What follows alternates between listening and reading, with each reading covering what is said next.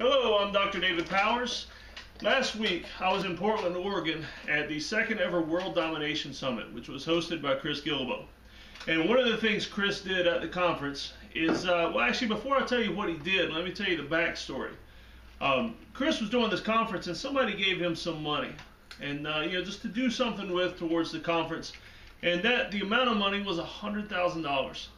So I've got all kinds of things running through my mind, and I actually have a list on my computer of what I would do, if I had a certain amount of money. And if somebody gave me $100,000, I mean, pay off the house, go on a trip, all kinds of things that I would do with the money.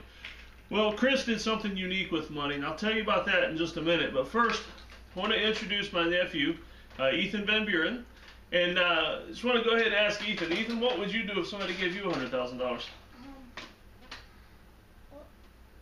I'd build a Lego house and I'd live in it. I'd build a real Lego house and live in it. That would actually be kind of cool. That's a good idea.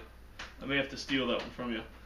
But what Chris did with the money was that all the attendees at the conference, when we left the conference, he gave us each $100. And he told us the story of the 5 talents from the Bible, which basically translates to how would you invest or spend or use that money. Would you do something with the money that brings back a return for you, returns for somebody else, or would you just spend it frivolously? I mean, $100, that could just go on a really nice meal somewhere, or a bag of coffee somewhere. So how would you spend the money?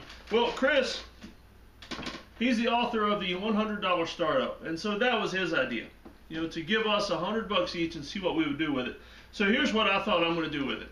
I'm going to invest this $100 into Ethan's business. Ethan, how old are you? 9. Ethan's 9 years old. And I would answer that for myself, but I'm very forgetful with the ages. I don't even know my own kids' ages. But Ethan's 9, and he has been on a bender lately with making some really, really cool stuff with duct tape. He's made wallets. Everybody in the family has at least one of these wallets. I mean, my kids have them. He's got them. He's been making them for friends. This right here he's actually working on. This one's in progress. You can see the mustache duct tape. He's actually in progress making a purse for his mom. And Ethan, what's this one here? It's a magic wallet. A magic wallet. Can you show him how it works?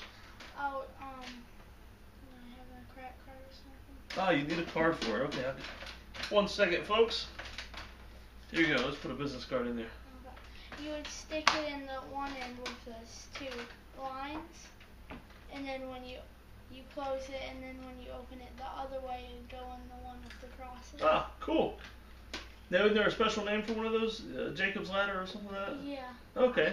A Jacob's Ladder or a magic wallet that he made out of duct tape. He actually made the straps, everything out of duct tape. And he's actually getting in pretty high demand with his friends and with my kids and their friends. And so I thought I'd invest in him with $100. And so what I did, I went out and bought him some more duct tape. And what we're going to do is we're going to sell his duct tape creations in my store online at gravesideshop.com. That's gravesideshop.com. And what we're going to do, all the profits are going to be split. Half of it's going to go to Ethan's college fund. And that way, if he goes to school later on, he doesn't have to worry about it. And the other half is going to go towards his profit and also his materials. And so I just wanted to tell everybody how we're going to invest the $100 from Chris Guillebeau and the World Domination Summit. So big thanks to you guys for the money. And hopefully when I report back to you in a year at the next World Domination Summit, maybe Ethan will be a millionaire. Who knows? But just thanks for the opportunity. Did you want to say anything, Ethan, before we quit? No. All right. And thanks to my mom. She's on the other end of the camera. And so if it's a little bit shaky, it's her fault. Thanks for coming in.